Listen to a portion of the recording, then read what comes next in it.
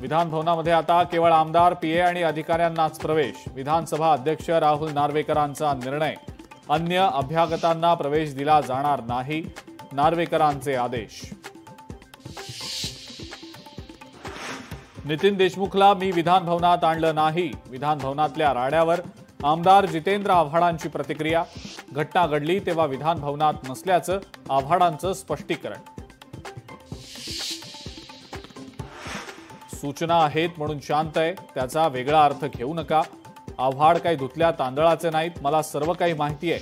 आमदार गोपीचंद पडळकरांचा जितेंद्र आव्हाडांना इशारा।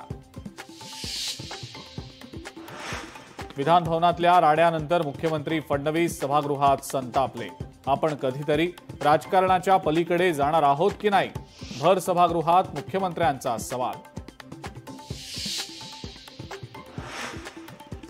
पुण्याच्या पर्वती भागामध्ये एका तरुणाला 10 ते 12 जणांकडनं मारहाण।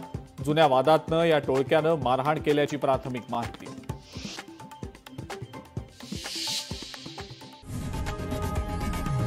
लोकशाही मराठी ऐका, पहा, जागरूक रहा।